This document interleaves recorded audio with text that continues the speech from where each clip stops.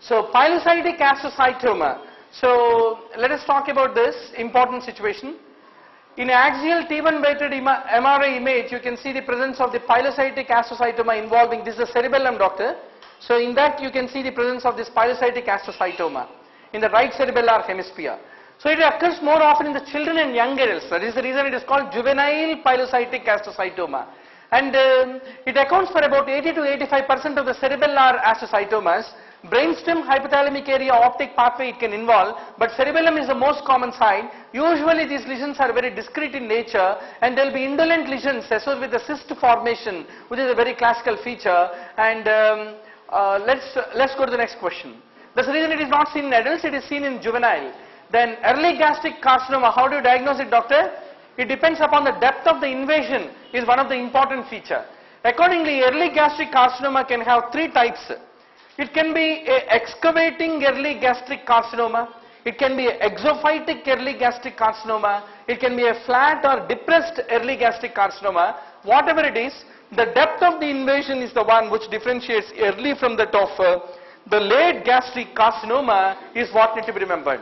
When do you want to give prophylactic antibiotic therapy, doctor?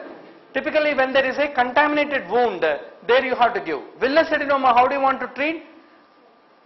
Snare polypectomy is the way by which you can simply go endoscopically identify it and pluck it out is what need to be remembered. So this is a typical appearance of the villus adenoma. Now can you tell me what is the surgery called, doctor?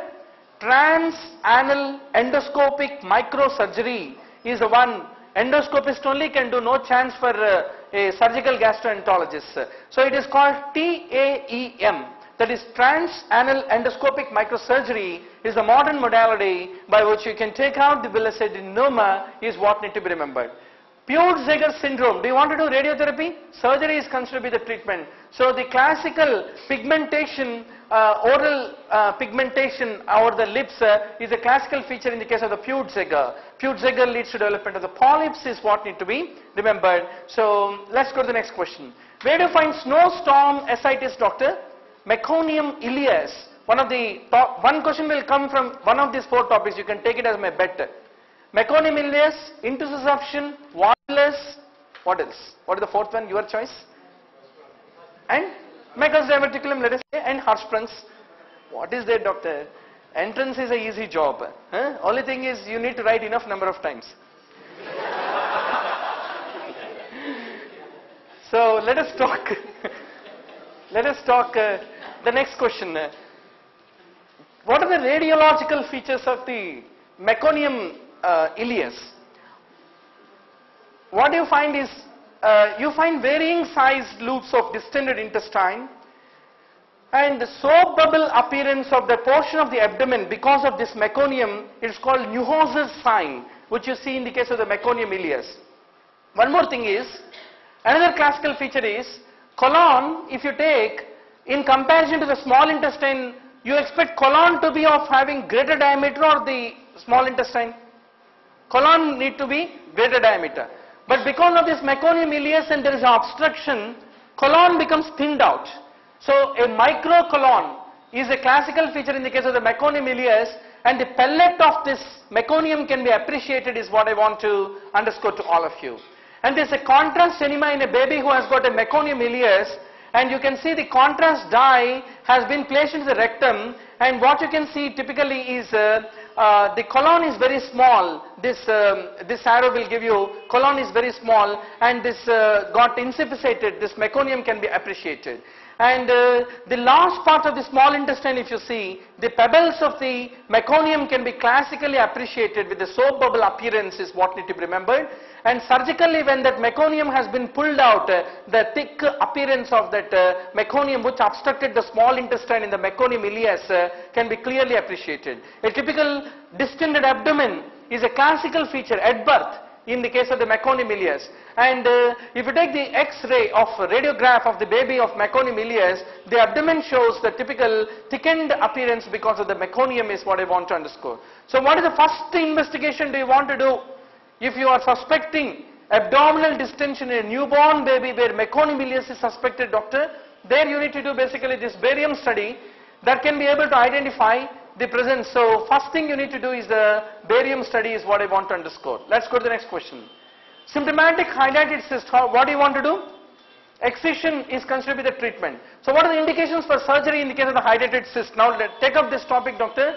Large liver cysts, superficially located liver cysts in the biliary tree, and those which are having pressure effect on the other organs, those which are infected. Similarly, the cysts in the lungs, brain, kidney, eyes and bones, they're all the indications basically for the surgery is what need to be remembered. Contraindication is pregnancy and multiple cysts in multiple organs. If they are there, how can you do surgery on multiple areas? Calcified cysts and very small cysts are also. And how do you want to do? What type of surgery do you want to do?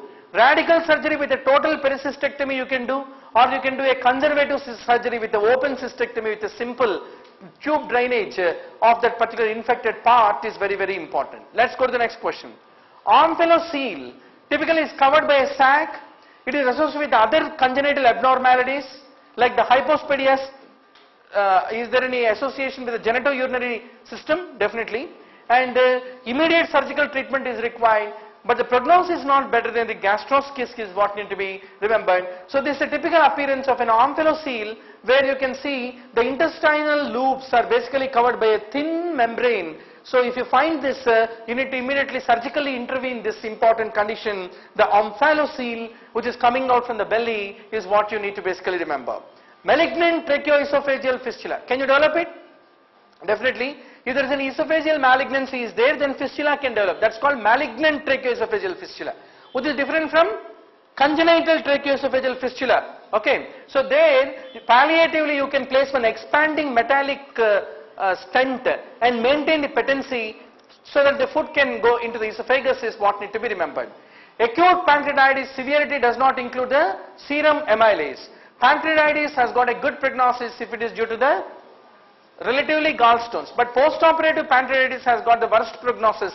So post-ERCP, approximately 4% of patients can develop the pancreatitis, doctor. Post-operative, it is often difficult to diagnose, difficult to confirm, and it has got a higher complication rate than the others. So 3 causes for the pancreatitis, tell me, doctor. Alcoholic, classically. Biliary tract disease, number 2. And number 3, the post-operative pancreatitis should not be forgotten. It has got relatively a bad prognosis is what I want to underscore to all of you. So you can see classically here that there is a pancreas and this is the duodenum, and typically a gallstone is blocking the ampulla. So that is the reason the secretions cannot pass into, hence they are insippisated within the pancreas, they are eating the pancreas, leading to the development of the pancreatitis, which is seen in the case of the biliary tract disease is what I want to underscore to all of you. Now, this gives you a typical appearance of how the pancreas has become very edematous. There is all the pancreas basically, and there is certain amount of necrotic zone also. Amount of this necrosis can help you to prognosticate. Why do you do CT in a case of the acute pancreatitis, doctor? To know whether there is any peripancreatic hemorrhage.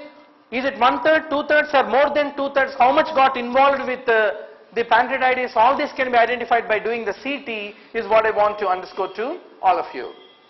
Now what do you call left-sided appendicitis, doctor? Typically diverticulitis is called.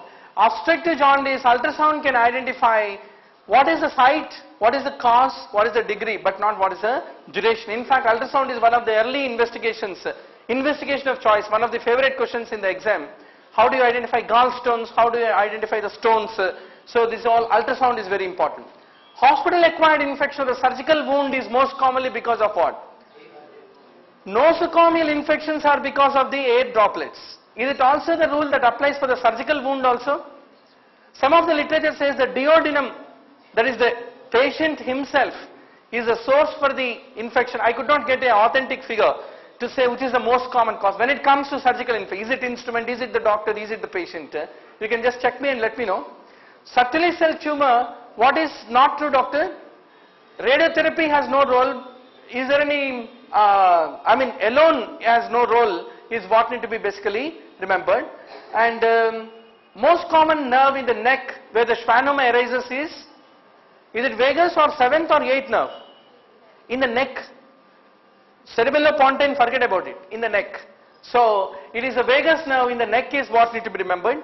Necrotizing fasciitis, typically there's inflammation of the subcutaneous and adipose tissue. This has come in multiple entrances, doctor. What is the etiology? Do you want to do incision and drainage, or do you want to do excision, or do you want to do more invasive surgery? So recently also we discussed about the necrotizing fasciitis, okay? So let's go to the next question. Norplant single rod typically contains how much, doctor? Norplant 1 contains 6 capsules, 36 milligrams of levonorgestrel. Norplant 2 contains 2 rods, 70 milligrams each is what we remembered. 5 years is considered to be the longevity.